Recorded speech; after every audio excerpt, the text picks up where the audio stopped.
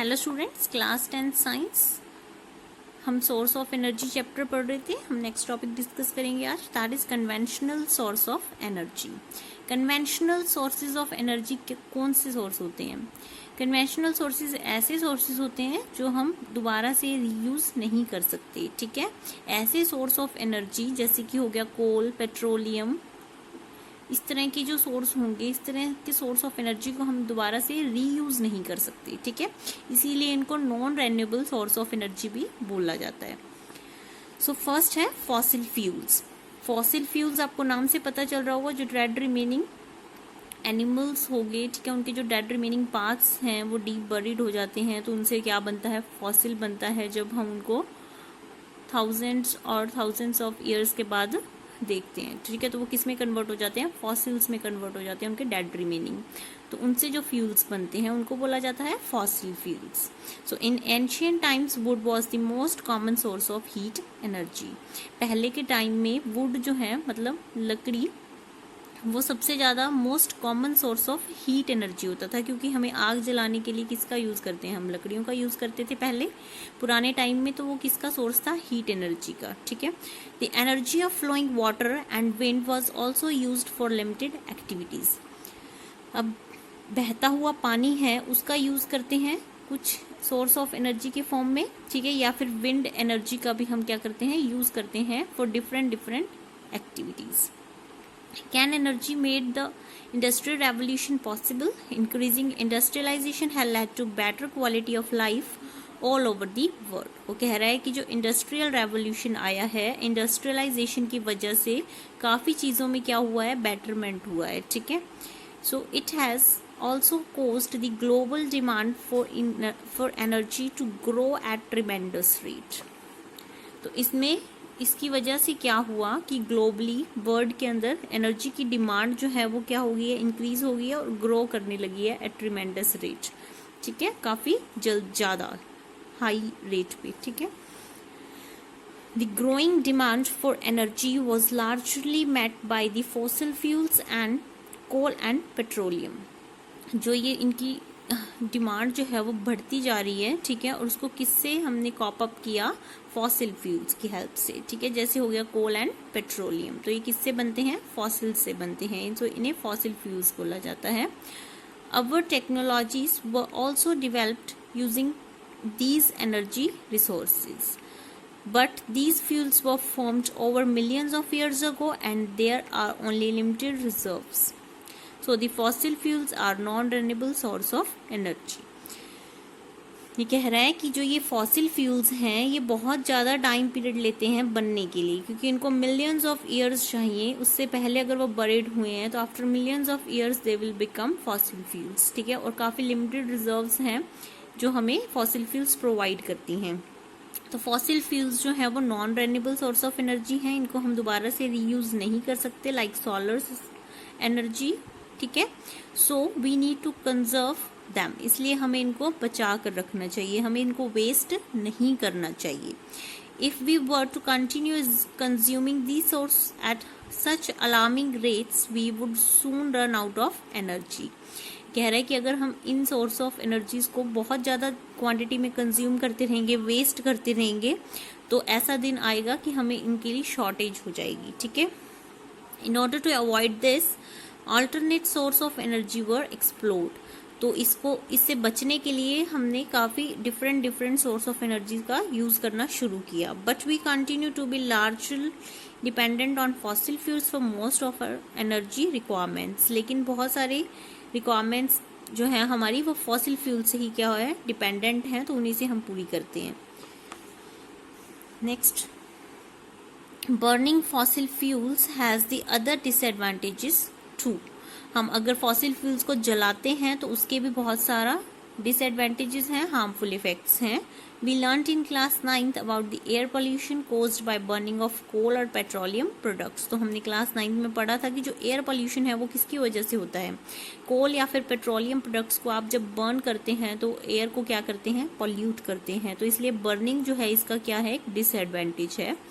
The oxides of carbon, nitrogen and sulfur that are released on burning fossil fuels are acidic oxides. Carbon हो गया, nitrogen हो गया या फिर sulphur हो गया, ठीक है। जब ये बर्न करते हैं तो इनके ऑक्साइड्स जो हैं वो एसिडिक ऑक्साइड्स जो हैं वो रिलीज करते हैं, ठीक है। So these led to acid rain. तो एसिडिक ऑक्साइड्स अगर एटमॉस्फेयर के अंदर रिलीज करेंगे तो क्या मिलेगी हमें, एसिड रेन मिलेगी। सो जिसके बहुत सारा डिफरेंट क्या है, एडवर्स इफेक्ट हैं। So these led to acid rain which affects our water and soil resources. तो वो हमारे पानी को भी दूषित करते हैं और सॉइल को भी। So in addition to the problem of air pollution, recall the greenhouse effect of gases like carbon dioxide।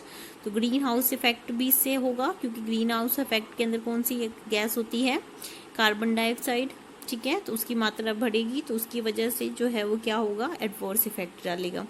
तो मेनली क्या बात हुई कि मेनली हमें फॉसिल फ्यूल्स को प्रिजर्व करके रखना चाहिए, उनको कंजर्व करके रखना चाहिए, because they are non renewable source of energy, और उनकी शॉर्टेज हो सकती है जब हम उनको बहुत ज़्यादा वेस्ट करेंगे या बार वेस्टेज मतलब, और या फिर उसको हम बहुत ज़्यादा रेट पर कंज्यूम करेंगे, ठीक है।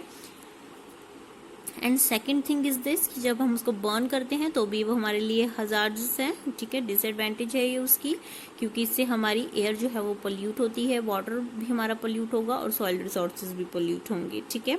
नेक्स्ट देखो, the pollution caused by burning fossil fuels can be somewhat reduced by increasing the efficiency of consumption process and using various techniques to reduce the escape of harmful gases and ashes into the surrounding. ये कह रहा है कि जो ये pollution इससे होगा जब हम इनको बर्न करेंगे तो इसको हम रिड्यूस कर सकते हैं, कुछ डिफरेंट टेक्निक्स का यूज़ करें जिससे ये हार्मफुल गैसेस जो हैं वो गैसेस के अंदर ज़्यादा ना फैलें, ठीक है, एयर के अंदर ज़्यादा ना हमारे सराउंडिंग में फैलें, ठीक है। ये जो हार्मफुल गैसेस इसमें से एस्केप हो रही हैं, इसको हम रिड्यूस करने की कोशिश कर सकते हैं by using some techniques. So besides being used directly for various purposes in gas stoves and vehicles, do you know fossil fuels are the major fuels used for generating electricity? तो इनके अलावा जैसे हम गैस की जगह में इसको use करते हैं, ठीक है, व्हीकल्स को रन करने के लिए इसका डायरेक्टली यूज़ करते हैं, लेकिन कई जगह पे अगर आपको पता हो तो इलेक्ट्रिसिटी जनरेट करने के लिए भी एक मेजर फ्यूल है, ठीक है। So let us produce some electricity at your own small plant in the class and see what goes into producing our favourite form of energy. तो उसने एक छोटा सा आपके लिए एक्टिविटी दी है जिससे आप क्या कर सकते हैं, एनर्जी जनरेट कर सकते हैं, electrical energy. So activity 14.3, take a table tennis ball and make 3 slits into it. एक टेबल टेनिस बॉल ले ली, इस तरह से उसके ऊपर 3 कट लगा लिए, ठीक है, और उसके ऊपर मेटल शीट्स को क्या कर दिया है, फिट कर दिया है, ठीक है। Then put semi-circular fine cuts of metal sheets into these slits। तो हमने उनके अंदर 3 slits की फॉर्म में मेटल शीट्स को प्लेस कर दिया उस slits के अंदर। Pivot the tennis ball on an axle through its center with a straight metal wire fixed to the rigid support। Ensure that the tennis ball rotates freely about the axle। उसको एक Excel पे लगा दिए जिसके ऊपर वो easily क्या कर सके, फ्रीली रोटेट कर सके, ठीक है। Now connect cycle dynamo to this, and एक डायमो लगा दिया है, ठीक है, डायनेमो मतलब एक साइकिल डायनेमो जो इसको क्या करवाने में हेल्प करेगा, रोटेशन में हेल्प करेगा। Then connect bulb in series, तो उसके साथ एक सीरीज में हमने बल्ब लगा दिया है। डायरेक्ट जेट ऑफ वाटर और steam produced in a pressure cooker at fins and what do you observe. तो प्रेशर कुकर से आपको पता है कि जब विसल बजती है तो क्या निकलती है, स्टीम निकलती है, धुआं, इसकी भाप निकलती है। तो उस स्टीम से हम क्या प्रोड्यूस कर रहे हैं, इलेक्ट्रिसिटी प्रोड्यूस कर रहे हैं। तो हमने एक छोटा सा सेटअप किया, उस स्टीम के प्रेशर से ये टरबाइन की तरह जो एक्ट करेगा। यहाँ पे जो एक्सेल के ऊपर हमने क्या लगाया है, टेबल टेनिस बॉल लगाई है, तो ये क्या करेगा, रोटेशन करेगा, जिसको इसने हमने कनेक्ट कर दिया एक डायनामो से, और इसकी वजह से यहाँ पे क्या प्रोड्यूस होगी, electricity. So this is our turbine for generating electricity. The simplest turbines have one moving part, a rotator blade assembly, ठीक है। तो simplest जो turbine हमने फॉर्म कर रही है, क्योंकि वो मेनली क्या हेल्प करती है, सिर्फ रोटेटर ब्लेड हमने लगा दिया इस तरह से, तो वो रोटेट कर सकता है easily. The moving fluid act as the blades to spin them and impart energy to the rotator। Thus we see that basically we need to move the fan। Mainly हमारा पर्पस क्या है कि इस fan को rotate करवाना है, ठीक है। And rotator blade with the speed which would turn the shaft of the dynamo and convert the mechanical energy into electrical energy, which has become necessarily